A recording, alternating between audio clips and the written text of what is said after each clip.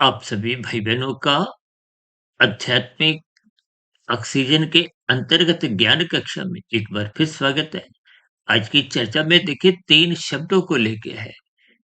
जड़, चेतन और परम चेतन। जड़ का अभिप्राय प्रकृति के 3 गुणों से है। 3 गुणों का अभिप्राय तमोगुण, रजोगुण और सत्वगुण की स्थितियों से है कि हमारे 3 शरीर, स्थूल शरीर, सूक्ष्म शरीर, कारण शरीर, इनका संबंध भी प्रकृति के 3 गुणों से है। इनको भी तकनीकी रूप से देखिए जड़ माना गया। इनमें कहीं भी देखिए एक चेतनता नहीं है, जबकि आत्मा को चेतन कहा गया है। आपकी आत्मा, मेरी आत्मा, जब कीड़े-मकोड़े, पक्षी, वनस्पति, पशुओं सबकी आत्मा देखिए चेतन है। चेतन का अभिप्राय देखिए ज्ञान से भी लिया जाता है और चेतना का अभिप्राय एक जैसे आप अपनी आत्मा के प्रति ही एक जानकारी रखते हो।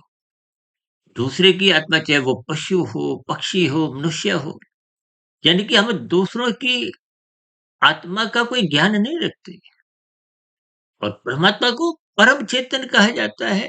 परम का अभिप्राय देखिए एक एक विशेष स्थिति से है। परम शब्द केवल एक सत्ता के लिए आता है।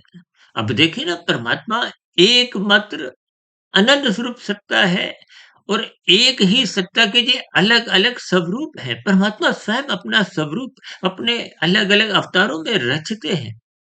इन सभी स्थितियों को आपको विज्ञान पूर्वक समझना है। कभी-कभी देखिए कुछ भटकाव की स्थितियाँ आ जाती हैं, यानी कि परम सत्ता एक ही है, उसके स्वरूप अलग-अलग हैं।